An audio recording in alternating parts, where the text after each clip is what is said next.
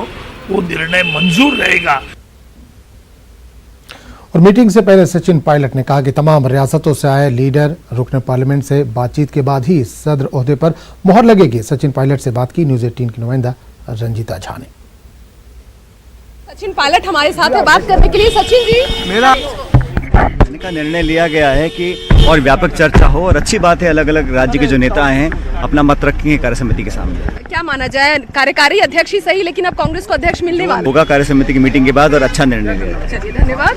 तो साफ तौर पर सचिन पायलट जी का कहना है बैठक को, वर्किंग कमेटी की बैठक को लार्जर पर्सपेक्टिव में देखा जा रहा है। अलग अलग राज्यों से नेताओं को बुलाया गया है और कहीं ना कहीं लोकतांत्रिक तरीके से अब फैसला हो जाएगा कि कांग्रेस का आने वाला अध्यक्ष कौन होगा, यानी कार्यकारी अध्यक्ष अगला कांग्रेस का कौन होगा। कैमरा पर्सन दीपक के साथ रंजीता झा, न्यूज़ 18 नेटवर्क। इस पूरे मामले पर बात करने के लिए खुद रंजीता हमारे साथ मौजूद है। रंजीता, क्या उम्मीद लगाई जाए, कांग्रेस को आज नया अध्यक्ष मिल जाएगा और कौन मिलेगा?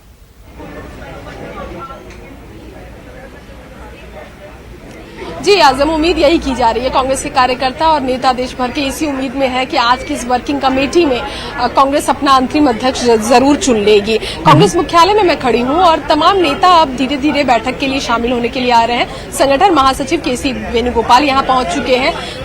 हरियाणा पंजाब की प्रभारी आशा कुमारी पहुंची है। हरियाणा कांग्रेस अध्यक्ष अशोक तंवर अभी कुछ देर पहले पहुंचे हैं कांग्रेस मुख्यालय और तमाम जो वर्किंग कमेटी के सदस्य हैं वो इस बैठक में आएंगे। इसके अलावा एक्सटेंड किया गया है वर्किंग कमेटी को, सभी राज्यों के प्रदेश अध्यक्ष, सांसद और जो सचिव है उनको भी इस बैठक में बुलाया गया है। आजम, कांग्रेस की तरफ से ये बात दिखाने की कोशिश कि कांग्रेस एक लोकतांत्रिक पार्टी है और जब इतना बड़ा फैसला कांग्रेस पार्टी कर रही है, राहुल गांधी के बाद अब अंतरिम अध्यक्ष पार्टी चुन रही है, तो ये एक सर्वसम्मति से लिया हुआ फैसला रहेगा। सभी नेताओं की राय लेकर ये फैसला लिया जाएगा।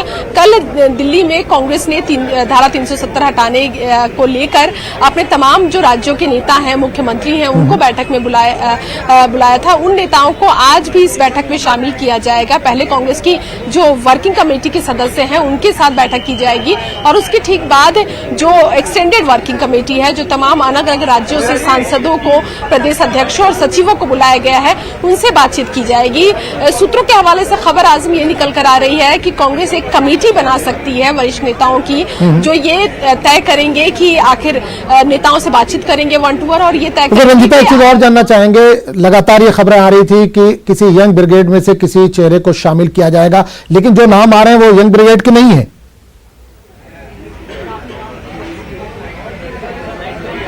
आजम देखिए, दो तरह की राय है कांग्रेस में। राहुल गांधी के इस्तीफे के बाद पहले तो ये कोशिश हुई कांग्रेस में कि राहुल गांधी को किसी तरह से दबाव देकर या जिस तरह से कांग्रेस अलग अलग तरह से उनको प्रोटेस्ट कर रही थी, सभी राज्यों के प्रदेश अध्यक्ष और जनरल सेक्रेटरीज ने राहुल गांधी को इस्तीफा भेज दिया था कि राहुल गांधी अध्यक्ष नहीं होंगे तो वो भी पार्टी के लिए काम नहीं करेंगे। लेकिन इन तमाम दबाव के बावजूद भी राहुल गांधी अपने स्टैंड पर कायम रहे और उन्होंने अपना इस्तीफा वापस नहीं लिया। उसके बाद कांग्रेस आगे बढ़ी और लगातार नेताओं का ट्वीट और बयान इस बात पर कि जल्द से जल्द इस पर फैसला होना चाहिए। एक राय ये कि वरिष्ठ नेता को मौका देना चाहिए, गांधी परिवार से इतर हो, ये बात राहुल गांधी ने भी कही थी। लेकिन किसी वरिष्ठ को जिसकी कहीं ना कहीं देश भर में एक पहचान हो, एक सर्वसम्मति से चुना जाए। वहीं दूसरी तरफ जो युवा ब्रिगेड है उनकी तरफ से कोशिश ये कि कोई युवा चेहरा, बिल्कुल आप नजर बनाए रखें। रंजीता, आपके पास दोबारा लौटेंगे। इस वक्त